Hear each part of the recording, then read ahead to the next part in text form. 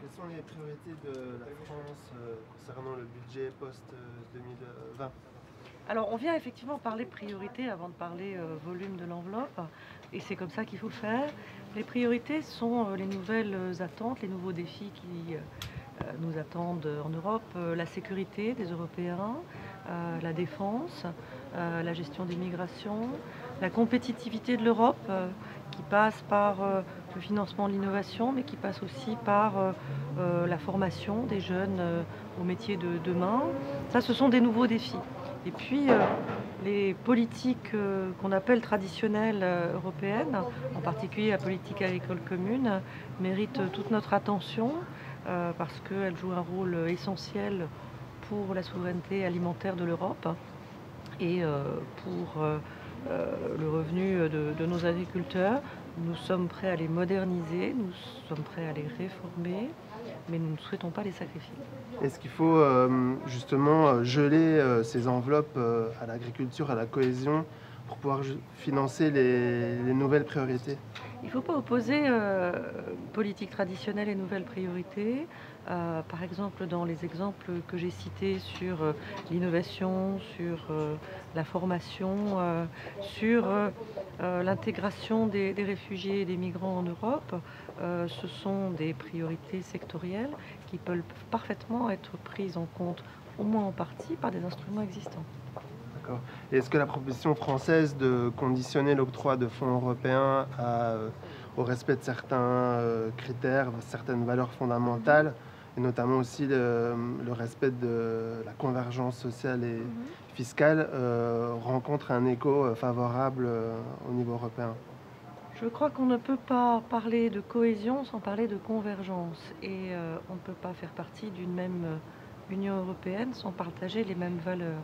À partir de là, nous défendons fortement l'idée que verser des fonds européens nécessite que le pays récipiendaire respecte l'état de droit. Ça vaut vis-à-vis de tous les États membres de l'Union européenne. Et il nous paraîtrait étrange que des fonds européens financent des politiques qui consisteraient à diverger du reste de l'Union européenne. Donc c'est en discussion. En tout cas, cette notion de conditionnalité est sur la table. Merci. Bonne journée. Au revoir.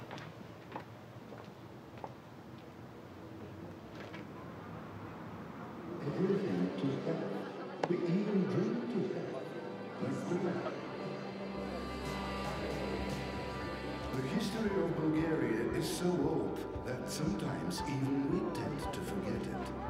And yet, we appeared on the map more than 13 centuries ago. We are proud of writing it with our own letters of the Cyrillic alphabet. Our culture is as rich as our history is ancient. We live at crossroads where East meets West, where civilization meets mysticism. Even if it sounds to you like a clash of extremes, to us it means an invaluable encounter, because we know how to make the best of both worlds. Bulgarians are strong in spirit and believe in a better tomorrow. We do not wait for it to come to us. We work hard to get there. We improve day in and day out, and in doing so, we are helped by the fastest internet in Europe. We have an opinion on everything, but we will be glad to hear yours too. Don't hesitate to send us a friendship request. We always have a place for one more among us. This is Bulgaria. She can be late. She's sometimes messy, and you can't always understand her. She's beautiful, warm, and hospitable. It is precisely because of her contrasts and heavenly beauty that you can't help falling in love with her at first sight. Her greatest wealth is her people, genuine and frank.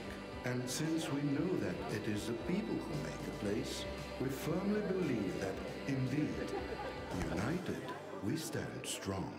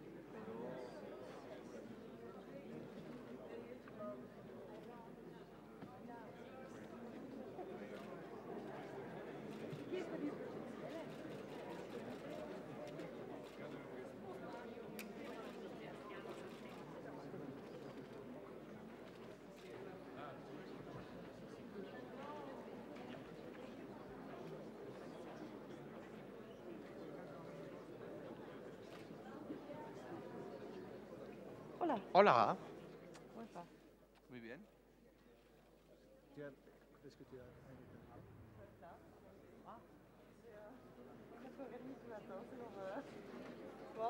Yeah.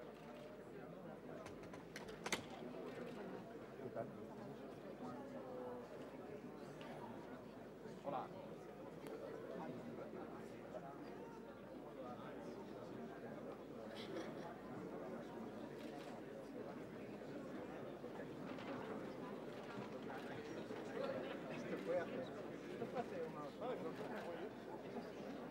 Aparte que no sé, porque una familiar mío.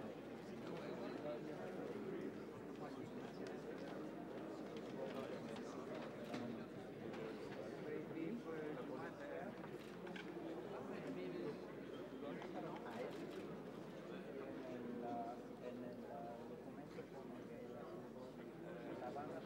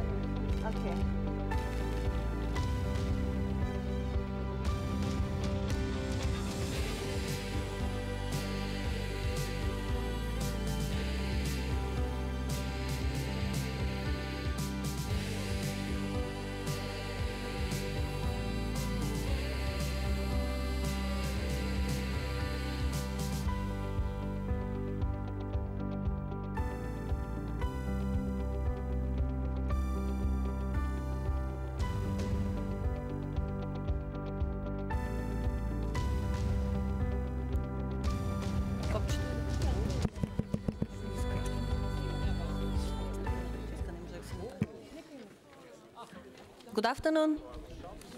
Welcome, everyone. I hope you had a very good and chatty lunch. And now I think it's time to start, if possible. Could you please take your seats?